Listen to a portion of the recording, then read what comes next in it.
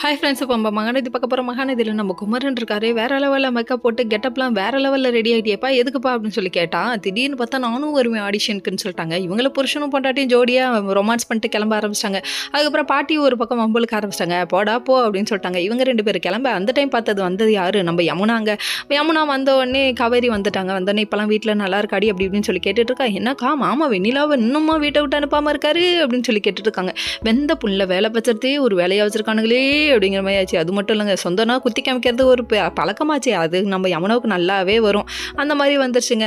அதெல்லாம் நான் பார்த்துக்கிறேன்னு சொல்ல நீ கலெக்டர் ஆகுமான்னு அட்வைஸை கொடுத்தாங்க. அதுக்கப்புறம் இதெல்லாம் ஒரு பக்கம் இருக்குது. அதுக்கப்புறம் பார்த்தா விஜய் திடீர்னு நம்ம வெண்ணிலாவை கூப்பிட்டு வந்து நிற்கிறாரு. ஷாக் ஆகிட்டாங்க. நம்ம காவேரியோட மூஞ்சில் ஓடலைங்க. எங்கேருந்துமா அந்த எமோஷன்லாம் கொண்டு வர. இதை பார்த்தோன்னே எல்லாருக்கும் விஜய் மேலே அவ்வளோ கோவம் வரும். ஆடியன்ஸ் எல்லாம் கடுப்பாக போகிறாங்க பாருங்கள். அந்த ரேஞ்சுக்கு போயிடுச்சுங்க. அதுக்கப்புறம் பாவம் தம்பி அடிவாங்க போகிறாப்புல. வெளியே எங்கேயா போயிடாதீங்க விஜய், மாட்டிக்கிட்டு முழிக்க போகிறீங்க விஜய் அப்படிங்கிற மாதிரி ஆயிடுச்சு.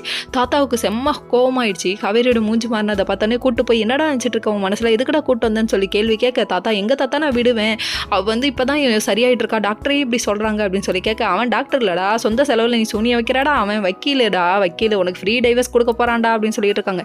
எனக்கு தெரிஞ்சு இந்த டாக்டரை ஏவி விடுறதே நம்ம ராகினியாக தான் இருக்கும். இது தெரியாமல் இவங்க வேலையை பார்த்துட்டு இருக்காங்க. சரி இதெல்லாம் ஒரு பக்கம் இருக்க, கெட்டதுலேயும் ஒரு நல்லது நடக்கும்பா அப்படின்ற மாதிரி ஆயிடுச்சு. அதுக்கப்புறம் தாத்தாவுக்கும் பேரனுக்கும் வாக்குவாதம் பெருசாகிடுச்சுங்க. அதுக்கப்புறம் தாத்தா இருந்துட்டு ஒரே வார்த்தையாக சொல்லிட்டாரு. அதாவது நிவீனை கூட்டு வந்து இப்படி பண்ணியிருந்தா உனக்கு தெரியும்டா அப்படின்னு. நிவீன் பேரை எடுக்கல, அவ்வளோதாங்க. அதாவது காவேரி அவங்களோட எக்ஸை கூட்டு வந்து இப்படி பண்ணியிருந்தா உனக்கு எப்படி இருக்குன்னு சொல்ல சுருக்குன்னு ஏறிடுச்சு. அதுக்கப்புறம் இவர் என்ன பண்ணிட்டாருன்னா சரின்னு சொல்லிட்டு இன்னைக்கு எப்படியாவது காவேரிக்கு புரிய வைக்கணும் மொட்டமாலில் போய் பேசிட்டு இருக்க உரண்டை இழுக்கிறாங்க. கடைசியில் 2 பேருக்கும் வாக்குவாதம் மறுபடியும் பெருசாக தான் ஆகுது. Okay friends, next